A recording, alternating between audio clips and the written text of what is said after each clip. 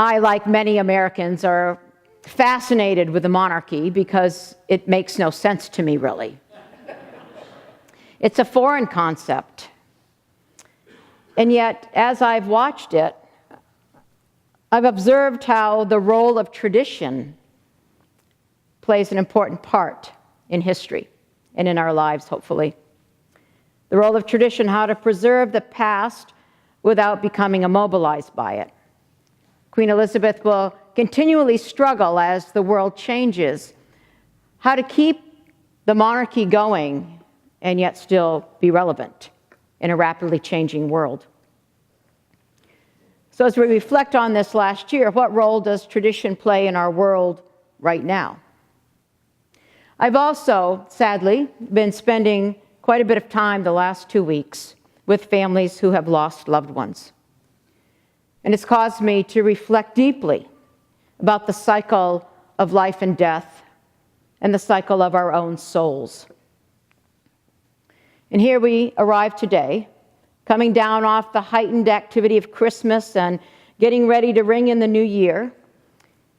And we land in the service today with a rather unremarkable story, at least at a first glance, of two elderly people who end up blessing the baby of Mary and Joseph. Nothing out of the ordinary, really. Babies are born all the time and blessed all of the time. But the story of the presentation in the temple is a story that describes a holy moment in the midst of religious practice, in the midst of tradition. And the two don't always go together.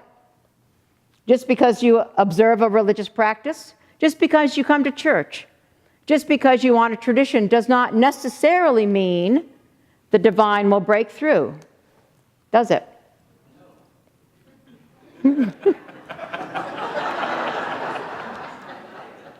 But we keep doing it, don't we?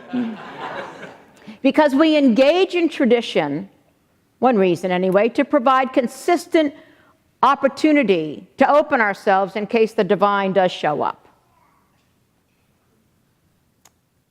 You walk into this service on a Sunday, often out of a very chaotic world, and you can rest in the sameness of the liturgy and the songs, knowing that at some point in the service, somebody will say to you, go ahead and pass the peace. You know that's coming. You know when to stand most of the time. You know when your children go to church, school, most of the time. But maybe on the 100th time you pass the peace, something breaks through. You meet somebody's gaze. You look into their eyes. And you have this moment where you think, oh, maybe I should be doing this more often in my life. Or you come to the Lord's Prayer. Some days you're just tired. Some Sundays you've kind of had enough. And by that point in the service, you're thinking about where you're going to go for lunch. But then one of those Sundays, as you pray, forgive us our debts as we forgive our debtors, something touches you. Something clicks. The extraordinary breaks in to the ordinary. It's what can happen in these stories that we share over time. The stories that we've said, these are the conversations we're going to have as a community year after year, time after time, trying to extract some universal truth, some new insight, something to guide us in an ever-changing world. When Luke tells the story of the infant and the two senior citizens in the temple, he is determined to not let a few significant details slip by. You see, Jewish law required 5 shekels for a dedication or a naming, but in Jewish law, provisions were always made for the poor, a principle that we could learn from, right? A poor family could bring 2 pigeons as a sacrifice, as a gift. And if pigeons were as plentiful then as they are now, that would be no problem. Simeon was one of these characters that you would find, or that you continue to find in nearly every religious community, somebody who always shows up, somebody who's loyal, somebody who's faithful through the good times and through the difficult times. He was devout. His name means hearkening, the one who listens.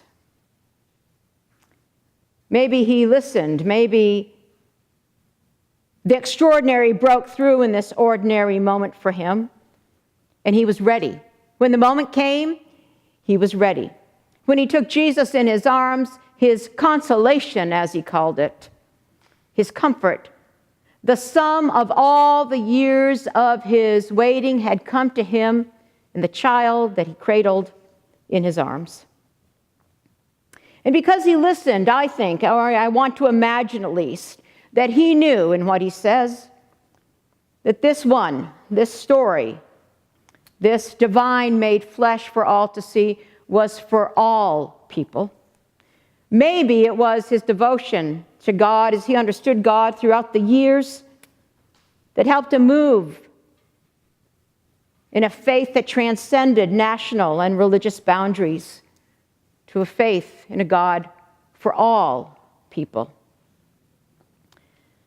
Simeon says something very beautiful as he holds the child in his arms. It's called in Latin the Nunc Dimittis.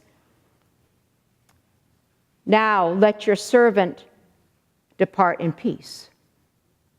He'd come to the place in life where he said, I can now go in peace. It's a beautiful prayer for those who have lived a long life.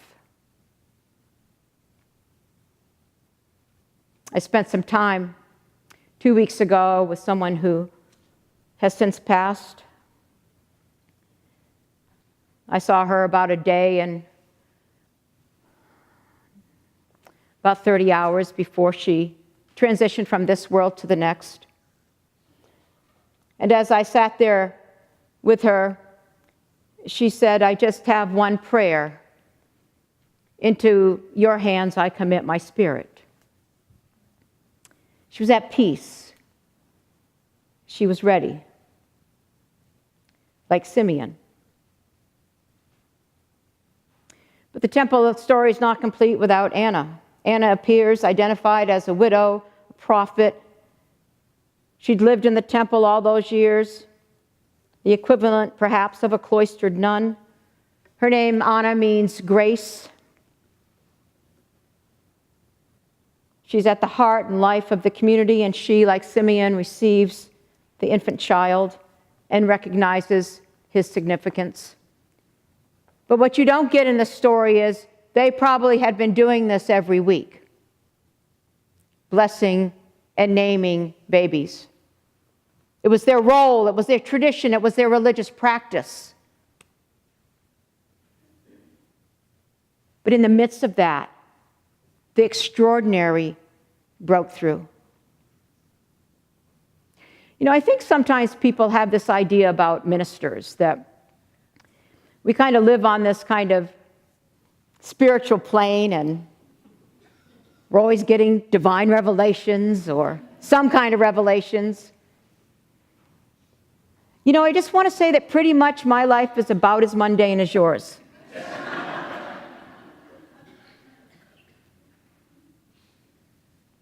But every once in a while, the extraordinary breaks through. And if I stay open, it happens more often. But most days, do my best to live my values, love my family, walk the dog, and get some things checked off my to-do list. But like you, I have moments when I remember why I do what I do. When I remember who I am, or at least who I'm meant to be. Traditions at their best help us stay connected to the past, help us to remember where we came from, and they offer a bridge from memories to cross over into the present. And in this society of instant gratification and perpetual innovation, Traditions help remind us that there was life before the iPhone. Every generation struggles to remain connected to the generation before it. What our kids say to us, we said to our parents, right? And what we say to our kids, even though we swore we would never say that when we became parents, we say to our kids. Well, when I was a kid,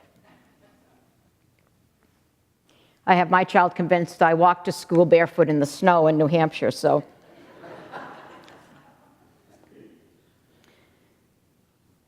We struggle to remain connected, but tradition offers some grace in that struggle. Tradition enables us to tell stories, and while the world is irrevocably different than it was even 25 years ago, traditions may serve as evidence that some things really do stay the same over centuries, that some things are timeless, and that there is a thread running through the history of our lives. When I first came to CCSM, Miles was 9 years old. Sarah, who we'll see in a moment, was 13. And now they both know things and understand things that blow my mind. When Miles was about 12, he told me about things he was working on, and I pretended to understand Miles, but I really had no idea. They live in a different world. And our belief systems are probably quite different, but this community connects us. The life cycles we share of those we love connect us. And here's what's really true. I work for a better world for them, for my daughter, for our children. You see, because what's really true is our children are not ours. They belong to the great life. Our own children, biological, adopted, our children of faith, they belong to the great life. They and we are part of the cycle. The great poet, Khalil Gibran, says it this way: your children are not your children. They are the sons and daughters of life's longing for itself. They come through you, but not from you. And though they are with you, yet they belong not to you. You may give them your love, but not your thoughts, for they have their own thoughts. You may house their bodies, but not their souls, for their souls dwell in the house of tomorrow, which you cannot visit even in your dreams. You may strive to be like them, but not seek to make them like you. For life goes not backward, nor tarries with yesterday. You are bows from which your children, as living arrows, are sent forth.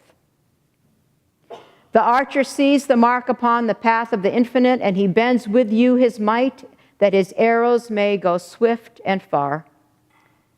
Let your bending in the archer's hand be for gladness.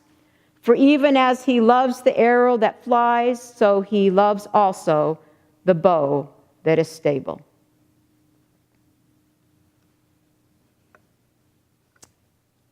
Those of us that are older in the room are the bows that are stable. And what helps us be stable is tradition, the values that we hold deep in our heart, our faith community, and the soul cycle. Tradition helps us with the long view.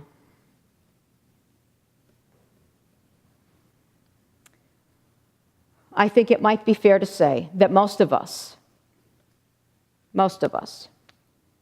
have been somewhat unhappy with the current state of things in our country. I'm guessing, anyway. So we turn to tradition. Take the long view. It feels like the worst of times to some of us, but you know what? There have been worse times. There definitely have been better times. But in the long view,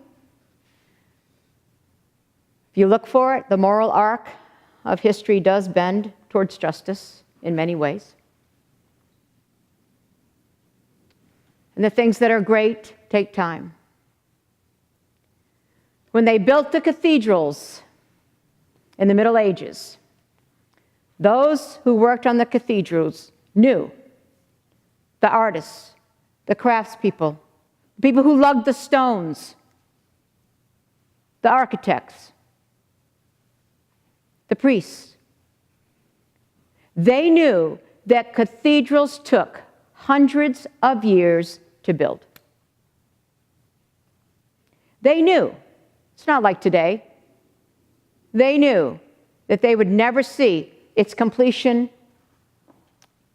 in their lifetime. But with painstaking attention to detail, they made it beautiful, grand, elegant, awe-inspiring, not for themselves, but for those who were to come.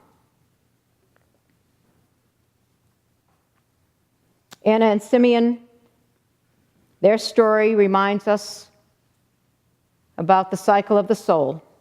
They played their part, and when it was time to let go, they knew they had done their part, and others would pick up the tradition, continue a story that they would never live to witness, but nevertheless, they had helped write in their time.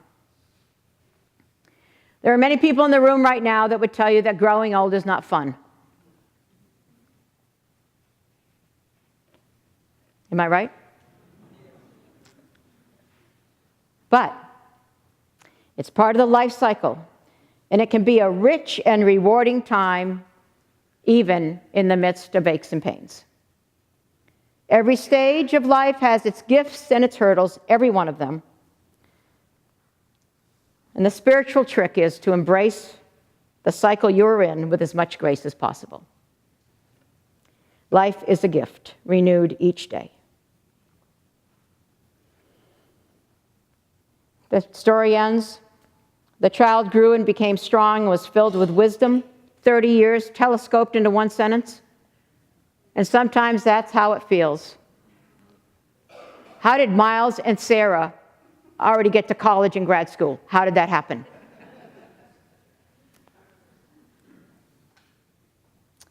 So maybe it's just best to ask ourselves in the year ahead, what are we building?